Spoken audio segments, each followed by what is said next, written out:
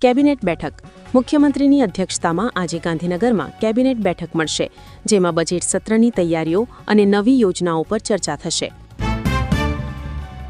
યુજીસીના નિયમોનો વિરોધ. University grants કમિશનના નવા નિયમો સામે ગુજરાતમાં વિરોધ પ્રદર્શનો તેજ બન્યા છે. અમદાવાદમાં ટેક્સની કડકાઈ. પૂર્વ ઝોન ટેક્સ વિભાગે બાકી ટેક્સ મામલે 855 એકમો સીલ કર્યા અને 1.25 કરોડની વસૂલાત કરી. રાજકોટ કૌભાંડ. 40 લોકોને કરોડોનો ચૂનો લગાડી રીસેટ વેલ્થ કંપનીનો સંચાલક સંજય માંગરીલિયા દુબઈ ભાગી ગયો હોવાની આશંકા. હવામાન એલર્ટ. ઉત્તર ગુજરાત અને સૌરાષ્ટ્રના કેટલાક વિસ્તારોમાં ઠંડા પવનો અને ઝાકળની અસર જોવા મળી રહી છે. દહેગામ કેનાલ ઘટના. નર્મદા કેનાલમાં નરોડાના એક યુવકે વિડીયો બનાવીને આપઘાત કર્યો. ફાયર બ્રિગેડ દ્વારા તપાસ ચાલુ.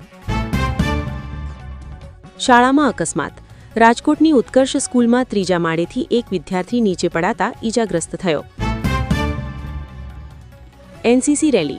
પ્રધાનમંત્રી આજે દિલ્હીમાં એનસીસી કેડેટ્સને સંબોધશે, જેમાં ગુજરાતના કેડેટ્સ પણ સામેલ છે. રાજકીય હલચલ. ગુજરાત સરકારના 100 દિવસ પૂર્ણ થવા મુદ્દે વિપક્ષ દ્વારા સવાલો ઉઠાવવામાં આવ્યા. આજે મહાસુદ દશમ છે. રોહિણી વ્રત અને સર્વાર્થ સિદ્ધિ યોગનો શુભ સંયોગ છે. ઘઉંના ટેકાના ભાવ. સરકારે ઘઉંના ટેકાના ભાવ 2585 રૂપિયા જાહેર કર્યા છે. ટેકાના ભાવે ઘઉં વેચવા માટે 1 ફેબ્રુઆરીથી રજીસ્ટ્રેશન પ્રક્રિયા શરૂ થશે. તમાકુ પર ટેક્સ અને પાક નિષ્ફળતાના વળતર મુદ્દે સામરવાડામાં ખેડૂતોની મોટી રેલી યોજાઈ.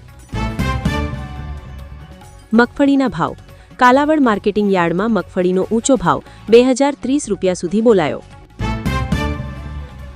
વીજ પુરવઠો. સુરતના મહુવા તાલુકાના 34 ગામોના ખેડૂતોને હવે દિવસે વીજળી આપવાનો નિર્ણય લેવાયો. પ્રાકૃતિક ખેતી. ગઢડા અને મહેસાણાના ખેડૂતોએ પ્રાકૃતિક ખેતી અપનાવી લાખોની કમાણી કરી, જે અન્ય ખેડૂતો માટે પ્રેરણા બની. ગોબર ક્રાંતિ. બનાસ ડેરી દ્વારા વડગામના ભૂખલા ગામે બાયો-સીએનજી પ્લાન્ટનું લોકાર્પણ કરાયું. પીએમ કિસાન યોજના. પીએમ કિસાન યોજનાના 21મા હપ્તા માટે ખેડૂતોએ કેવાયસી અપડેટ કરાવવા સૂચના અપાઈ. કપાસના ભાવ. માર્કેટ યાર્ડોમાં કપાસની આવક વધી છતાં ભાવમાં મધ્યમ વધઘટ જોવા મળી રહી છે. પાક વીમા યોજના. પ્રધાનમંત્રી પાક વીમા યોજના હેઠળ હવે વાયુ વાવાઝોડું અને પશુઓના કારણે થતા નુકસાનને પણ આવરી લેવા વિચારણા. સબસિડી. ટ્રેક્ટર અને કૃષિ સાધનો પર સબસિડી મેળવવા માટે આઈ ખેડૂત પોર્ટલ પર નવી અરજીઓ ટૂંક સમયમાં શરૂ થશે. સિંચાઈનું પાણી. દાંતીવાડા જળાશયમાંથી રવિ પાક માટે પાણી લેવાની મુદત લંબાવવામાં આવી છે.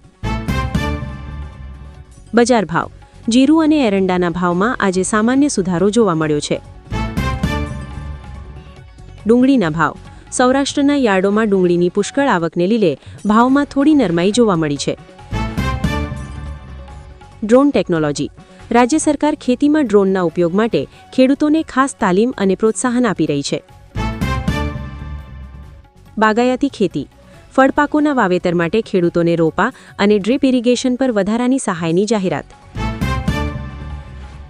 વીજ અકસ્માત. બનાસકાંઠામાં વીજ કરંટ લાગવાથી ખેડૂત અને તેના પાલતુ શ્વાનનું કરુણ મોત નીપજ્યું. દ્વારા ખાતરનો પૂરતો સ્ટોક હોવાની અને અછત ન સર્જાય તેવી ખાતરી અપાઈ. ઓર્ગેનિક ખેતી. ગુજરાતના ખેડૂતો દ્વારા પકવાયેલા ઓર્ગેનિક મસાલાની વિદેશમાં માંગ વધી. રવિ પાક સમીક્ષા. કૃષિ વિભાગે રવિ સિઝનના વાવેતર વિસ્તારની સમીક્ષા કરી ચાલુ વર્ષે રેકોર્ડ બ્રેક વાવેતરની શક્યતા.